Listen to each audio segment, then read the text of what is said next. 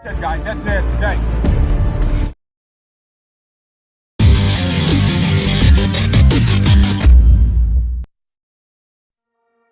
Persiapan tim nasional Indonesia menghadapi Bahrain di Kin Pamor Alex Pastur terus disorot.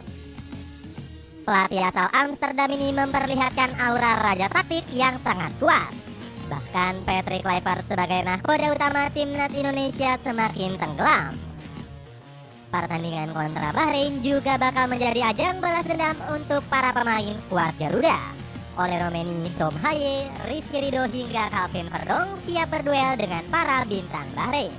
Bagaimanakah head-to-head punggawa timnas Indonesia versus skuad Mutiara Teluk?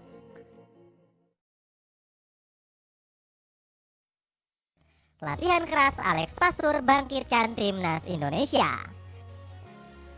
Timnas Indonesia semakin gencar melakukan persiapan jelang laga kontra Bahrain. Menariknya, skuad Garuda justru menjalani latihan di bawah komando Alex Pastur. Sang menir langsung memperlihatkan auranya sebagai raja taktik terbaik di timnas Indonesia. Kehadiran Pastur bikin para punggawa merah putih semakin serius berlatih. Buktinya nggak ada satupun pemain yang hilang fokus saat diawasi pelatih 58 tahun ini. Pastur juga menggembleng akurasi umpan serta kontrol bola para pemain timnas Indonesia. Juru taktik kelahiran Amsterdam ini semakin berwibawa saat memberikan instruksi. Wajar kalau Pastur dinilai lebih cocok jadi pelatih timnas Indonesia ketimbang Patrick Kluivert. Bahkan tanggapan serupa juga sempat dilontarkan pandit asal Belanda yakni Marciano Vink. Kluivert dipecat saat menangani Adana Demirspor. Dengan begitu Anda akan mengharapkan sebaliknya, bukan? Pastur sebagai pelatih kepala dan kemudian Lanzard dan Kluivert sebagai asistennya, ujar Vink. Sementara itu Kluivert justru semakin terdesak karena dituntut segera meraih kemenangan. Saya sudah menyampaikan ke Coach Patrick, kita ini saudara dan satu tim. Makanya kita harus menyiapkan tim ini dengan sebaik-baiknya. Kita wajib memfokuskan tim untuk menghadapi Bahrain, tegas Sumarji. Oleh Romeni versus Walid Al-Hayam. Oleh Romeni mencatatkan debut gemilang bersama tim nasional Indonesia. Selain mencetak gol, penyerang 24 tahun ini sukses mengacak-acak pertahanan Australia dengan gocekan mautnya. Buktinya Romeni nggak pernah sekalipun gagal melewati pemain Socceroos. Dirinya bahkan beberapa kali memperdaya dua pemain sekaligus lewat celah sempit. Debut spesial bomber Oxford United ini langsung dipuji media lokal Belanda. Oleh Romeni menyelamatkan kehormatan Indonesia dengan sumbangan 1 gol di laga debutnya menghadapi Australia, tulis media Football Premier. Di laga berikutnya, Romeni diprediksi bakal kembali dipasang sebagai starter. Dirinya wajib menaklukkan pertahanan Bahrain yang dipimpin Walid Al-Hayam. Bek 34 tahun ini tampil kokoh saat bertandang ke markas Jepang. Meskipun kalah, Walid nggak pernah sekalipun dilewati pemain The Blue Samurai. Tercatat dirinya berhasil memenangkan 3 duel, 5 sapuan bola dan 100% percobaan tackle. Alhasil kerasnya pertahanan Bahrain langsung diacungi jempol oleh gelandang Liga Inggris itu. Bahrain bermain dengan pertahanan yang jauh lebih baik daripada yang saya perkirakan. Mereka benar-benar lawan yang sulit dihadapi, tutur Daichi Kamada. Tom Haye versus Said Al-Wadai. Performa Tom Haye sedang dikritik tajam oleh netizen akibat tampil buruk kontra Australia. Gelandang Almer City ini sering kalah duel dengan para gelandang skuad Socceroos. Haye bahkan bikin 1 blunder fatal yang berbuah 2 gol terakhir untuk Australia. Jebloknya penampilan The Professor sampai diberikan rating 5,9 saja oleh Footmob. Gelandang 30 tahun ini tampil buruk karena harus berduet dengan Nathan Chuaon. Haye yang biasanya bebas mengatur tempo permainan jadi harus ikut membantu pertahanan. Sayangnya ex pemain Lecce ini cuma menyumbangkan 2 tackle tanpa mencatatkan satupun intercept. Performa Haye diprediksi bisa kembali bangkit jika diduetkan dengan Ivar Jenner. Gelandang Jong Utrecht ini masih jadi tandem paling ideal untuk menemani The Professor. Pasalnya Haye nggak perlu terlalu kerja keras memotong serangan lawan saat bertahan. Di laga kontra Bahrain, sang profesor diprediksi akan berduel dengan Said Al-Wadai. Gelandang Villarreal U17 ini secara mengejutkan dibawa oleh Dragan Talajik. Al-Waday masih menunggu debut pertamanya di kualifikasi Piala Dunia 2026. Sebelumnya, pemain 16 tahun itu sudah tampil memukau di Piala Teluk saat bermain 61 menit melawan Yaman.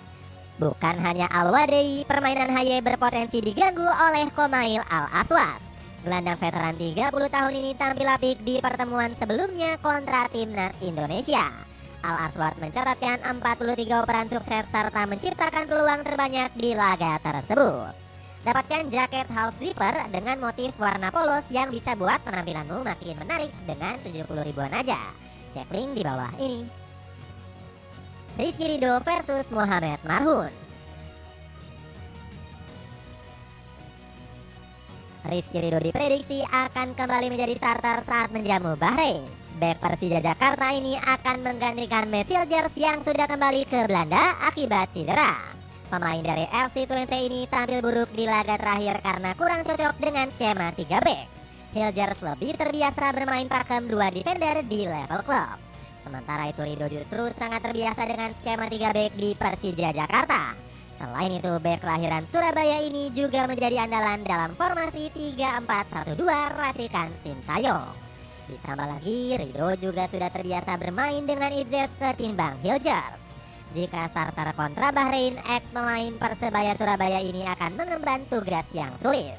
Ridho akan berduel dengan Mohamed Marhun yang menjadi mimpi buruk tim nasional Indonesia. Pemain Kuwait SC ini berhasil mencetak 2 gol ke gawang Martin Pas di pertemuan pertama. Ditambah lagi, Marhun juga menjadi top skorer Bahrain saat menjadi juara Piala Teluk 2024-2025. Kepiawaiannya bahkan sampai mendapatkan pujian tinggi dari Dragan Talajik. Saya menunggu Marhun. Dirinya adalah pemain terpenting bagi kami dan insya Allah Marhun akan datang tanpa cedera. Puji pelatih Bahrain tersebut. Calvin Verdong versus Ali Madan. Calvin Verdong akan menjadi pilihan utama tim nasional Indonesia di posisi bek kiri. Meski begitu, punggawa Nijmegen ini sempat kewalahan saat bermain melawan Australia. Pasalnya, pemain berjuluk Lupi ini diminta oleh Patrick Kluivert untuk mengisi sektor bek tengah. Skema aneh sang pelatih langsung bikin skill utama Verdong menghilang. Ex-pemain Feyenoord ini nggak bisa naik menyerang pertahanan lewat sayap kiri. Selain itu, Lupi juga gagal memperlihatkan umpan-umpan lambung akurat untuk disambut para striker. Taktik ngawur dari Kluivert ini membenarkan ucapan Verdong tentang pemecatan Sintayong. Kami sudah berada di tim yang tepat bersama Sintayong. Menurutku dinamika tim sudah sangat bagus bersama Sintayong, ungkap Verdong. Jika kembali tampil sebagai bek sayap kiri, Verdong akan berduel dengan Ali Madan. Winger 30 tahun ini menjadi momok menakutkan untuk pertahanan Jepang di laga sebelumnya. Ali menjadi pemain yang paling sering dilanggar oleh para pemain skuad negeri Sakura. Pergerakan pemain Achman klub ini sering bikin pertahanan Jepang kerepotan. Alhasil Verdong harus berhati-hati dengan gocekan Madan yang lincah duel 1 lawan 1. Ditambah lagi ex-winger dari Al Rifa SC ini punya umpan silang yang berbahaya. Kemampuan Ali bisa mengancam pertahanan skuad Garuda saat situasi tendangan pojok. Namun Verdong menilai skill winger 30 tahun ini nggak bakal dimaksimalkan oleh rekan-rekannya. Saya kira Bahrain tidak sekuat Australia dalam bola mati.